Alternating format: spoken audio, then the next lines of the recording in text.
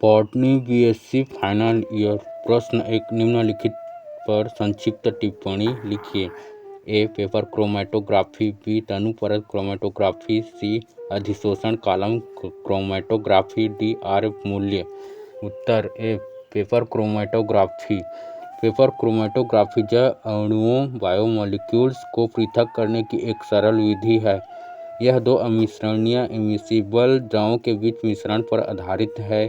इसका उपयोग amino अम्लों, peptides, शर्करा आदि को विलग करने में होता है। यह निम्नलिखित प्रकार का हो सकता है। एक, आरोही paper chromatography, ascending paper chromatography. इस तकनीक में वाटमैन नंबर 1 पेपर का उपयोग सहायक माध्यम सपोर्टिंग मीडियम के रूप में किया जाता है, जिस पर मिश्रण का बहाव ऊपर की ओर होता है। यह ऐसा कागज होता है जिस पर मिश्रण की गति धीमी होती है। इस विधि में उन विलायकों का उपयोग किया जाता है जो पानी के साथ पूर्ण रूप से अमिश्रणीय होता है। प्रयोग के समय पेपर की पट्टी के एक सिरे पर लगभग 3 सेंटीमीटर ऊपर पेंसिल से एक लकीर खींच दी जाती है। लकीर पर एक बिंदु चिन्हित कर दिया जाता है। इस बिंदु पर घोल के मिश्रण के एक बूंद, जिसे पृथक करना है, डाल दी जाती है। प्रतिदर्श सैंपल मिश्रण को कागज पर डालने की विधि बहुत निर्णायक होती है। प्रतिदर्श का अंकन कई बार किया जाता है, परंतु प्रत्येक बार मिश्रण को सुखाना आवश्यक होता है। इसके लिए गर्म अथवा ठंडी हवा का उपयोग किया जाता है। अब इस सुखाए हुए कागज को एक वायुरोधी एयर टाइट बेलनाकार जार अथवा टैंक में रखा जाता है। इसमें विलायक का द्रवीय घोल भरा होता है। कागज को जार में इस प्रकार लटकाया जाता है कि अंकित मिश्रण नीचे की ओर हो। सावधानी रखी जाती है कि अंकित मिश्रण विलायक के स्तर के नीचे न हो, बल्कि केवल कागज के किनारे को छूता रहे। जब कागज पर विलायक लगभग 2-3 सेंटीमीटर चला जाता है तो कागज को सावधानीपूर्वक टैंक से निकाल लिया जाता है। इसे क्रोमेटोग्राम कहते हैं। यदि मिश्रण के अवयव रंगीन होते हैं, जैसे क्लोरोफिल, ज़ैंथोफिल, कैरोटीनाइड आदि, तो उन्हें क्रोमेटोग्राम पर आसानी से पहचाना जा सकता है। परंतु यदि ये रंगहीन होते हैं तो पेपर को विशिष्ट रसायनों से अभिरंजित कर मिश्रण के अवयवों को पहचाना जाता है। उदाहरणार्थ, प्रोटीन, पेप्टाइड अथवा अमीनो अम्लों को पहचानने के लिए निहाइड्रीन घोल का उपयोग किया जाता है। शर्कराओं को पहचानने के लिए पोटेशियम मैंगनीज फास्फेट का उपयोग किया जाता है। अभिक्रिया के फलस्वरूप जहाँ जहाँ भी यौगिक होते हैं, वहाँ वहाँ रंगीन अंकन का चिन्ह दिखाई देते हैं। अब इस कागज को विकसित क्रोमेटोग्राम, डेवलप्ड क्रोमेटोग्राम कहते हैं। क्रोमेटोग्राम पर यौगिकों द्वारा तय की गई दूरी लाक्षणिक होती है। इसे यौगिक को पहचानने में उपयोग में लाया जाता है। यौगिक द्वारा चली गई दूरी तथा विलायक के द्वारा तय की गई दूरी के अनुपात को आरएफ मान कहते हैं। इसे निम्नलिखित समीकरण द्वारा प्रस्तुत किया जाता है। आरएफ बराबर यौगिकों द्वारा पेपर पर तय की गई दूरी बटा विलायक द्वारा पेपर पर तय की गई दूरी। आरएफ बराबर मान का उपयोग यौगिकों को पहचानने में किया जाता है। 2. अवरोही पेपर क्रोमेटोग्राफी, डिसेंडिंग पेपर क्रोमोग्राफी। यह विधि आरोही असेंडिंग पेपर क्रोमेटोग्राफी के समान ही है, परंतु कागज पर अंकित मिश्रण को जार के ऊपर की ओर रखा जाता है। साथ ही विलायक को जार के पेंदी में नहीं रखा जाता है। इसे रखने के लिए जार के ऊपरी भाग में एक संकरा ट्रे, नैरो ट्रे और ट्रप के समान रचना बनी होती है। पेपर का ऊपरी भाग ट्रे में रखे इस विलायक को छूता रहता है। इस प्रकार विलायक का बहाव ऊपर से नीचे की ओर होता है, इसलिए इसे अवरोही paper chromatography, descending paper chromatography कहते हैं। 3. द्विमीय क्रोमेटोग्राफी, 2 डायमेंशनल क्रोमेटोग्राफी। कुछ निश्चित दशाओं जैसे तापक्रम, विलायक तंत्र, बहाव की दिशा, पेपर के प्रकार आदि में 2 या 2 से अधिक अवयवों अथवा यौगिकों का बहाव पेपर पर समान दूरी तक होता है। इन यौगिकों को अलग करने के लिए 2 भिन्न विलायकों के साथ 2 भिन्न दशाओं में चलकर क्रोमेटोग्राम विकसित किया जाता है। इस विधि में मिश्रण को कागज के एक कोने पर चिन्हित किया जाता है। इसे एक विलायक में एक दिशा में विकसित किया जाता है। क्रोमेटोग्राम के सूखने पर इसे 90 डिग्री पर घुमाया जाता है तथा इसे दूसरे विलायक में पुनः विकसित किया जाता है। विकसित चिन्हों को उनके माप, दूरी तथा रंगों के आधार पर पहचाना जाता है।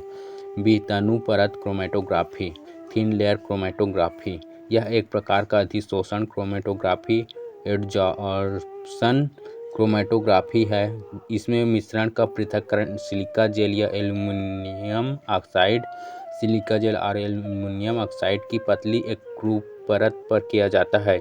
इन अधिशोषकों के साथ बंधक माध्यम बाइंडिंग मीडियम जैसे कैल्शियम कार्बोनेट अथवा स्टार्च एवं पानी के साथ मिलाकर कांच की एक पट्टी ग्लास प्लेट पर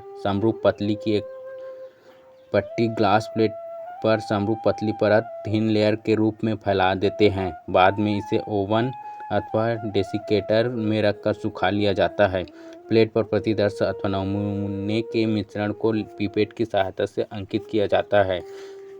इसके बाद प्लेट को कुछ देर तक छोड़ दिया जाता है ताकि विलायक वाष्प के रूप में ऊपर उड़ जाए। इसे अब एक टैंक में ठीक उदग्र रूप से डाला जाता है। टैंक में विलायक भरा होता है। सावधानी रखा जाता है कि प्लेट पर अंकित मिश्रण विलायक के अंदर डूबा न हो। जब विलायक प्लेट पर ऊपर की ओर चढ़ जाता है तो इसे सावधानीपूर्वक टैंक से निकाल लिया जाता है।